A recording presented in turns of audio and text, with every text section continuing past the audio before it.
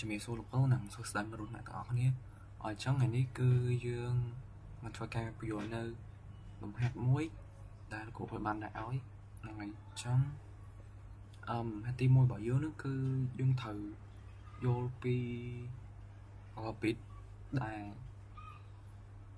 ស្មើឧទាហរណ៍ថាយើងប្រើបាយហ្នឹងហើយមួយបាយនឹងស្មើមែន bit អញ្ចឹងយើងត្រូវដឹងពីកន្លែងហ្នឹងដូចជាចឹងអានេះក្នុងលំហាត់នេះគឺយើងរាប់តម្លៃរបស់វាគឺយើងរាប់ពីតូចទៅធំហ្នឹងហើយចឹងអានេះទី1គឺ integer x ស្មើ10ហើយ float y ស្មើ 3.5f នេះ for sum y x ស្មើ y ហ្នឹងហើយទី4យើងប្រើ double score តែ double score ហ្នឹងស្មើនឹង88.16 weight ហើយ integer final score ស្មើ integer score integer a ស្មើ9 integer b ស្មើ4ហើយមួយទៀត double avg ស្មើ a ចៃនឹង3ហ្នឹងហើយ string a ស្មើនឹង75ហើយមួយទៀតគឺ integer pass f ដោយសារយើងប្រើអញ្ចឹងដោយសារតែយើងតាម bit របស់យើងកែតាមដំណើរការរបស់ bit របស់យើងនេះស្មើថា bit នេះស្មើប៉ុន្មានបាយអញ្ចឹងណាអូខេអញ្ចឹងអានេះ console Ryland ស្មើ sound console Ryland ស្មើ final sword console Ryland avg console Ryland n អូខេអញ្ចឹងខ្ញុំធ្វើការ run code នេះហើយ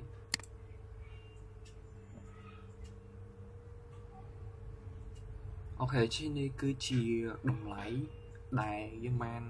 កែទៅលើ code របស់យើងយើងឃើញថាទី1គឺស្មើនឹង 13.5 ហើយទី2គឺស្មើ78ទី2គឺស្មើនឹង2ហើយចុងក្រោយគឺ75នេះគឺជាតម្លៃដែល code របស់យើងបានការកែវាហ្នឹងហើយកែទៅលើមួយបាយនឹងស្មើនឹង bit អីចឹងទៅអូខេអញ្ចឹងand then ខ្ញុំធ្វើការ show ទៅលើ code មួយទៀតដែលជា code ទី2យកឡើយយើងធ្វើការចូល code ទី2របស់យើង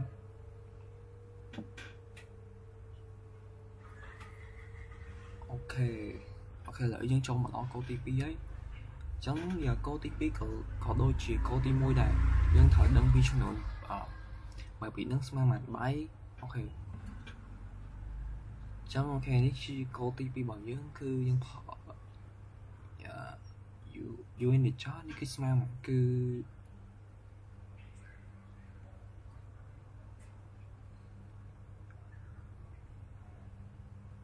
នឹងគឺ 4000 លានហ្នឹងហើយ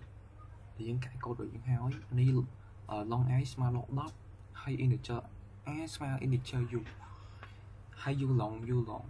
all នេះស្មើ100 double មួយស្មើ double ul បូក i plus i ហើយសបាយ sp ស្មើ120 integer b ស្មើ200 s បាយស្មើ sp2 ស្មើ star big ball flag ស្មើ true integer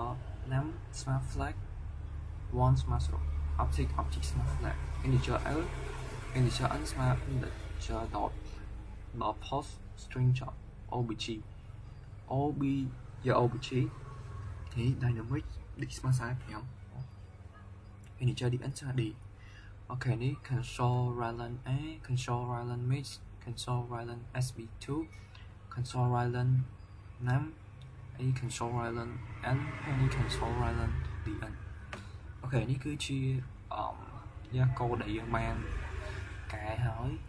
លើចំនួន bit តែថាមក bit នឹងស្មើនឹងបាយអញ្ចឹងណាហ្នឹងហើយអញ្ចឹងcode របស់យើងគឺមានតែប៉ុណ្្នឹងទេអរគុណ